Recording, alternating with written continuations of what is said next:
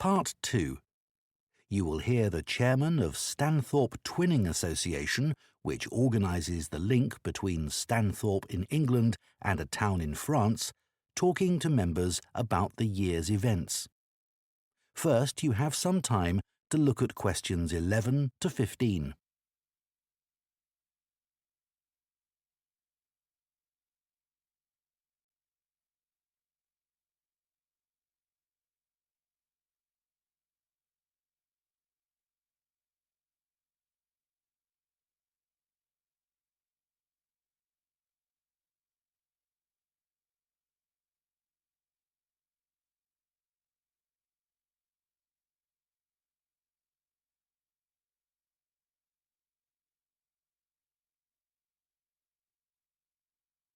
Now listen carefully and answer questions 11 to 15. It's great to see so many members of the Twinning Association here tonight. Since the twinning link between our two towns, Stanthorpe here in England and Malat in France, was established, the relationship between the towns has gone from strength to strength. Last month, 25 members of the association from Stanthorpe spent a weekend in Malat. Our hosts had arranged a great programme. We learned how cheese is produced in the region and had the chance to taste the products. The theme park trip had to be cancelled, but we all had a great time on the final boat trip down the river. That was the real highlight. This is a special year for the association because it's 25 years since we were founded. In Malat, they're planning to mark this by building a footbridge in the municipal park. We've been discussing what to do here, and we've decided to plant a poplar tree in the museum gardens. We considered buying a garden seat to put there, but the authorities weren't happy with that idea. In terms of fundraising to support our activities, we've done very well. Our pancake evening was well attended and made record profits. And everyone enjoyed the demonstration of French cookery, which was nearly as successful. Numbers for our film show were limited because of the venue, so we're looking for somewhere bigger next year. We're looking forward to welcoming our French visitors here next week, and I know that many of you here will be hosting individuals or families. The coach from France will arrive at 5 p.m. on Friday. Don't try to do too much that first evening, as they'll be tired, so have dinner in the house or garden rather than eating out. The weather looks as if it'll be okay, so you might like to plan a barbecue. Then the next morning's market day in town, and that's always a good place to stroll round.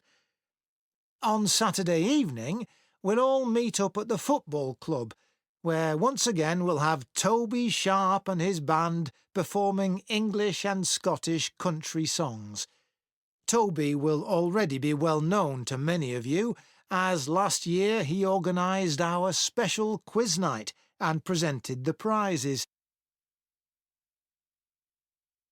Before you hear the rest of the talk, you have some time to look at questions 16 to 20.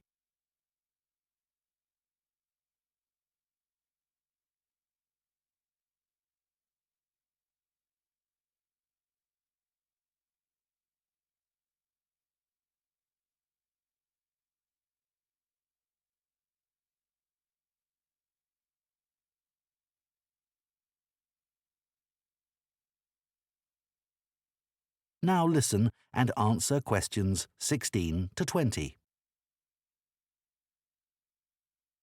Now, on Sunday, we'll be taking our visitors to Farley House. You may not all be familiar with it, so here's a map to help you. You can see the car park at the bottom of the map. There's an excellent farm shop in the grounds where our visitors can buy local produce, It's in the old stables, which is the first building you come to. They're built round a courtyard, and the shop's in the far corner on the left. There's also a small cafe on the right as you go in.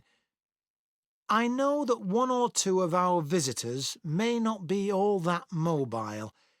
The main entrance to the house has a lot of steps, so you might want to use the disabled entry. This is on the far side of the house from the car park. Children will probably be most interested in the adventure playground. That's at the northern end of the larger lake, in a bend on the path that leads to the lake. There's lots for children to do there. There are a number of lovely gardens near the house. The kitchen gardens are rectangular and surrounded by a wall. They're to the northeast of the house, quite near the smaller lake. They're still in use and have a great collection of fruit and vegetables. The Temple of the Four Winds is a bit more of a walk, but it's worth it. Take the path from the car park and go past the western sides of the stables and the house. Then, when the path forks, take the right-hand path. Go up there with the woods on your left, and the temple is right at the end. There are great views over the whole area. OK, so that's... That is the end of Part 2. You now have 30 seconds to check your answers to Part 2.